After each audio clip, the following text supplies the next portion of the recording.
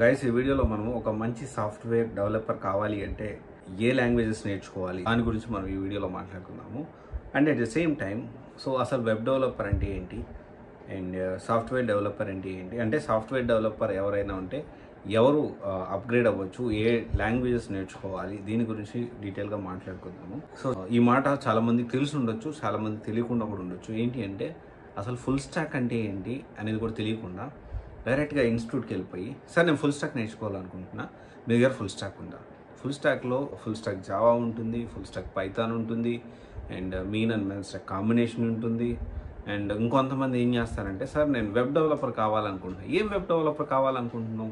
ఎందుకంటే ఒక వెబ్సైట్ని చాలా లాంగ్వేజ్ యూజ్ చేసి చేయొచ్చు, అండ్ టూల్స్ ఉన్నాయి, వర్డ్ ప్రెస్ లాంటి టూల్స్ చాలా ఉన్నాయి, వీటిని యూజ్ చేసి వెబ్ డెవలపర్ అవ్వచ్చు.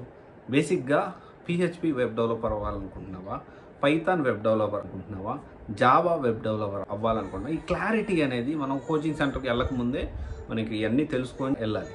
అలా కాకుండా డైరెక్ట్గా నాకు వెబ్ డెవలపర్ కావాలి, నాకు ఫుల్ స్టాక్ కావాలి, లేకపోతే నేను ఆర్టిఫిషియల్ ఇంటెలిజెన్స్ నేర్చుకుంటా. ఇక్కడ మెషిన్ లెర్నింగ్ కూడా, అంటే వేటి మీద ఫోకస్ చేస్తే మంచి సాఫ్ట్వేర్ డెవలపర్ అవ్వచ్చు, ఏ లాంగ్వేజెస్ మీద ఫోకస్ చేస్తే మంచి సాఫ్ట్వేర్ డెవలపర్ అయ్యేదానికి ఛాన్సెస్ ఉన్నాయనేది మనం మాట్లాడుకుందాము. So first of all web developer సంబంధించి ఎలాంటి లాంగ్వేజ్ ఎక్కువ ప్రిఫర్ చేస్తారు అంటే HTML, CSS. And HTML, CSS ఇప్పుడు 5, CSS3 అడ్వాన్స్ ఉంది, ఇంకా పెరిగితే అది మనం నేర్చుకోవాల్సి ఉంటుంది. Java script, PHP, ASP.NET, Python, Java, ruby, SQL, XML. ఇవన్నీ ఒక వెబ్ డెవలపర్ కావాలి అంటే వీటిలో అన్నీ నేర్చుకోవాల్సిన అవసరం లేదు. సో వెబ్ డెవలపర్ మళ్ళీ ఫుల్ స్టాక్ గురించి కూడా మాట్లాడుకోవాలి, and that is whole different story. Okay, and perfect software developer కావాలి అంటే C కానీ, C++ కానీ, C# కానీ, జావా కానీ, రూబీ కానీ, పైథాన్ కానీ, SQL కానీ, ఇవన్నీ కూడా సాఫ్ట్వేర్ డెవలపర్ కిందకు వస్తాయి. అండ్ ఎవరు మెషిన్ లెర్నింగ్ నేర్చుకోవచ్చు అంటే Python, C++, JavaScript, Java, C#, Rust, Julia, shell, R, TypeScript and Scala. వీళ్ళు మెషిన్ లెర్నింగ్లో యూజ్ చేసే లాంగ్వేజెస్ ఇవి.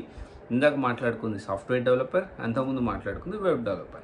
సో ఇదంతా మనకు ఒక క్లారిటీ రావాలి అంటే కొంత మన సబ్జెక్ట్ మీద అవగాహన అనేది తెచ్చుకోవాల్సిన అవసరం ఎంతైనా ఉంది. సో ఒక ఇన్స్టిట్యూట్కి వెళ్ళకముందే, ఎందుకంటే చాలామంది డైరెక్ట్గా ఇన్స్టిట్యూట్కి వెళ్ళిపోయి ఏది బాగుంది అని అడుగుతూ ఉంటారు. ఎప్పుడైనా గుర్తుపెట్టుకోండి, ఒక ఇన్స్టిట్యూట్కి వెళ్ళి ఏ సాఫ్ట్వేర్ కోర్స్ బాగుంది అంటే వాళ్ళ దగ్గర ఏది ఉందో అదే బాగుంది అని చెప్పి వాళ్ళు చెప్పుకుంటూ ఉంటారు. సో మీరు ఒక ఇన్స్టిట్యూట్కి వెళ్ళకముందే అసలు వెబ్ డెవలపర్ కానీ మీరు టూల్ బేస్ వెళ్ళాలనుకుంటున్నారా, డెవలప్ సైడ్ వెళ్ళాలనుకుంటున్నారా, లేకపోతే డేటా సైన్స్ సైడ్ వెళ్ళాలనుకుంటున్నారా, లేకపోతే ఇంకో సైడ్ వెళ్ళాలనుకుంటున్నారా అనేది ఒక రీసెర్చ్ చేసి, తెలిసిన వాళ్ళని అడిగి మీ సొంతంగా రీసెర్చ్ చేసి మీరు ఖచ్చితంగా దాన్ని ప్లాన్ చేసుకోవచ్చు. అలా కాకుండా సింపుల్గా నేను డైరెక్ట్గా ఒక ఇన్స్టిట్యూట్కి వెళ్ళిపోయి నేను కోర్స్ నేర్చుకోవాలి, జాబ్ రావడానికి ఏ కోర్స్ కావాలి అని మాత్రం అడిగితే వాళ్ళ దగ్గర ఏదంటే అది చెప్తారు. సో ఆలోచించి డెసిషన్ తీసుకోండి. All the best. Thank you.